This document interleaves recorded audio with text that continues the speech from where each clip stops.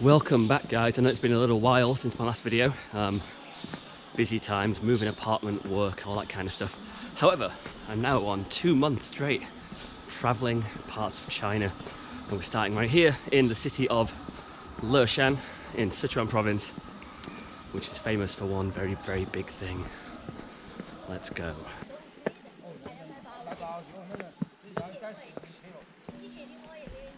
Now, you might have noticed that in my videos I often visit pagodas. This is not through design, it just kind of happens. Anyway, recently a very good friend of mine got this book, and it's 1001 Ancient Pagodas in China. So I stole this book almost immediately after she got it. Thank you, Kiki. And yeah, this is the new thing of the channel. It's not going to be the main focus of the videos, of course, but I'm going to visit 1001 pagodas in China. It's a tall order, but whatever, you know. I like them. It's a piece of architecture. I think they're quite wonderful. Anyway, the first one that I will add to the list is right here near the Big Buddha. So let's go and have a look at it.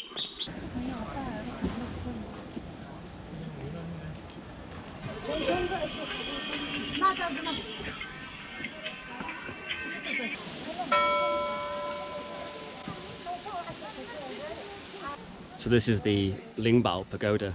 It was built in 1032, which makes it Northern Song Dynasty. And this beautiful 1,000-year-old pagoda is the 18th pagoda to feature in my videos. You can have a look at the Google map link in the video description for more information on all of these pagodas. So let me tell you a little bit more about this pagoda mission. I'm also putting together a Google map with all of them on it that I visit, and obviously links to the videos and some information and stuff. Basically just going fully geek on this thing. Whatever, man, it might take my whole life, who knows.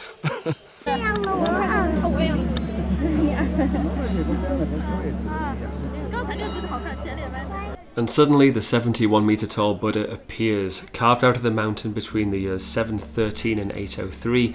There is no other sculpture of this height and age anywhere else on Earth. Apparently in high season it could take hours and hours to get down the steps to get down to the bottom of the Buddha to the feet. It's obviously January now, about a month before Spring Festival, so it's a low season. It was not that bad, it was still busy and slow, but it took about 20 minutes. Anyway, here we are. A representation of Maitreya, the future Buddha, this gigantic statue was the brainchild of a monk named Haitong. Haitong wanted to create the Buddha in the hope that divine influence would calm the dangerous waters, which apparently sunk many ships. Apparently it really did calm the waters due to the vast amount of rock being put into the river actually changing the river's flow. Sadly, as it took 90 years to complete, Haitong didn't live to see his Buddha completed. Here are some measurements for you. The seated Buddha is 71 meters tall and its shoulders are 28 meters wide. The head is 14 meters high by 10 meters wide with a 7 meter long nose, and the hair consists of 1,021 spiral curls. There's a drainage system built into the Buddha to slow down erosion. This still works today. The whole scenic area is huge and quite beautiful. You can spend at least 3 hours here exploring. It's pretty good for 80 renminbi. I've actually been here before, 17 years ago. Makes me feel old. My first ever time I came to China is 2006. I just graduated from university and 23 years old, I think. Me and two of my friends came and we travelled predominantly around southwest China for a couple of months, and we came here. It's quite nice to come back. It's an amazing place, you know. There's heaps of stuff. It's a whole day. You'd think it'd be just come and see, you know, the Big Buddha, but there's quite a lot of other stuff going on as well. There's some Han Dynasty caves which were quite cool. Actually, I don't remember them last time I was here. It's all right, you know, nice place. So I have quite good memories from this city, from my first time here. Not just because of the Big Buddha, or you know, that it was everything was exciting that trip because everything was new. But very importantly in anyone's China life, first time I ever did karaoke in China. was here in Leshan. It was, my friends and I were in a little restaurant eating something and drinking a few beers and stuff, and a few guys on the table next to us started like cheersing us and stuff. We spoke no Chinese and they spoke no English, and they kind of just took us along to this KTV, drank a load of beer. It was lovely, actually it was lovely. The KTV wasn't great, had about 2 English songs, singing like the Everly Brothers or something, I don't know. Anyway, special moment in my China history. Pagodas and steps. That's basically what this channel is. Oh, I'm out of practice too. Tired. Just heading up now to, there's a temple at the top of this hill, which I vaguely remember from all those years ago. So obviously I've just set off on 2 months worth of travel. I'm going to spend maybe a week or 2 here in Sichuan.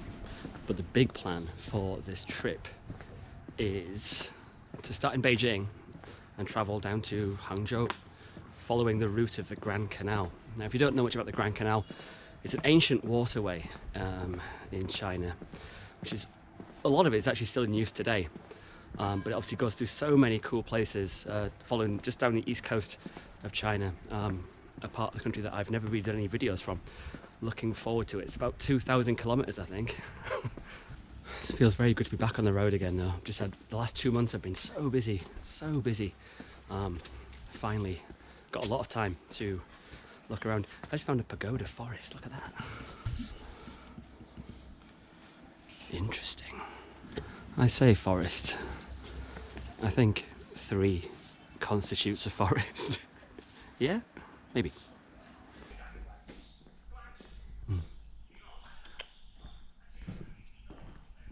Okay, 3 things then. Pagodas, steps, cats in temples.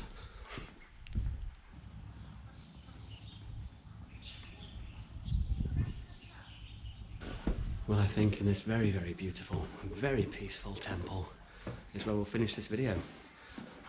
Next stop, still kind of unsure. I'm going to make that decision this afternoon over a coffee. But I'll see you in the next video. Hope you enjoyed it. Hit the like button and see you next time. Bye.